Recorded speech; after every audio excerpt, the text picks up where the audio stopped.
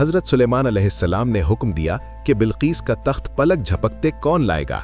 जिन्नात ने बोला मैं लाऊंगा, जादूगरों ने बोला मैं लाऊंगा, लेकिन हज़रत सुलेमान अलैहिस्सलाम ने फरमाया टाइम नहीं, पलक झपकते कोई भी न कर सका। हज़रत सुलेमान अलैहिस्सलाम ने पलक झपकते तख्त को इजिप्ट से बिल्कीस के महल में रखा। जिन्नात की फौज, जानवर और परिंदे, ताकत की एक नाकाबिले यकीन दुनिया। ये किस्सा है अल्लाह के नबी हज़रत सुलेमान अलैहिस्सलाम का। हज़रत सुलेमान अलैहिस्सलाम को अल्लाह ताला ने वो नेमतें अता की जिनका तसव्वुर भी इंसान नहीं कर सकता।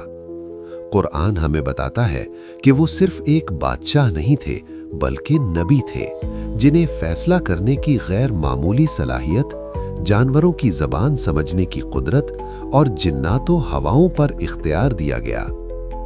हज़रत सुलेमान अलैहिस्सलाम ने खुद अल्लाह से दुआ की, ऐ मेरे रब, मुझे ऐसी बादशाहत अता फरमा जो मेरे बाद किसी को न मिले।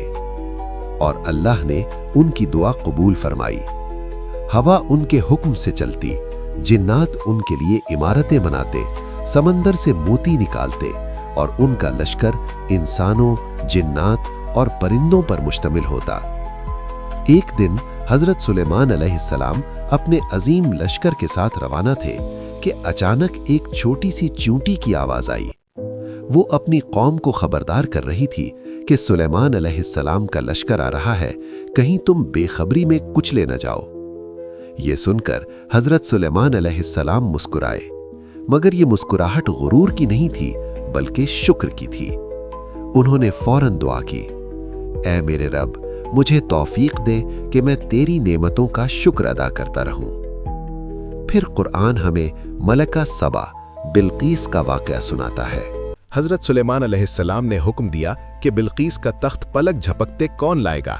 जिन्नात ने बोला मैं लाऊंगा, जादूगरों ने बोला मैं लाऊंगा, लेकिन हज़रत सुलेमान अलैहिस्सलाम ने फरमाया टाइम नहीं, पलक झपकते कोई भी न कर सका। हज़रत सुलेमान अलैहिस्सलाम ने पलक झपकते तख्त को इजिप्ट से बिल्कीस के महल में रखा। आइए जानते हैं, ये वाक़या अल्लाह के नबी हज़रत सुलेमान अलैहिस्सलाम के दौर का है। एक दिन हज़रत सुलेमान अलैहिस्सलाम ने परिंदों का जायजा लिया, लेकिन हुदहुद नजर नहीं आया। आपने फरमाया अगर ये बिना वजह के गायब है तो इससे मैं सख्त सजा दूंगा। कुछ देर बाद हुदहुद हाजिर हुआ और अर्ज किया, मैं ऐसी खबर लाया हूं जो आपको मालूम नहीं। मैं सबा की तरफ गया था जहां एक औरत हुकूमत करती है। ये औरत बिल्कीस थी जिसे अल्लाह ने बहुत बड़ी सल्तनत दी थी, अजीम तख्त, ताकतवर फौज और दौलत। लेकिन हुदहुद ने एक खतरनाक बात बताई, मैंने देखा कि वो और उसकी कौम सूरज की इबादत करते हैं, अल्लाह की नहीं। ये सुनकर हज़रत सुलेमान अलैहिस्सलाम ने फौरन फैसला सुनाया, ताकत के बावजूद जंग नहीं, दावत का रास्ता इख्तियार किया। आपने एक खत लिखवाया, ये सुलेमान की तरफ से है, अल्लाह के नाम से जो बड़ा मेहरबान और निहायत रहम वाला है। मेरे मुकाबले में सरकशी न करो और फर्मा बरदार होकर आ जाओ।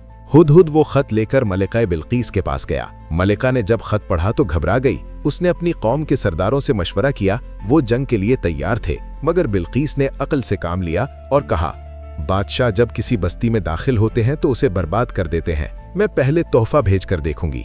तोहफा हज़रत सुलेमान अलैहिस्सलाम के पास पहुंचा, मगर आपने फरमाया, क्या तुम मुझे माल से बहकाना चाहते हो? जो अल्लाह ने मुझे दिया है वो इससे बेहतर है।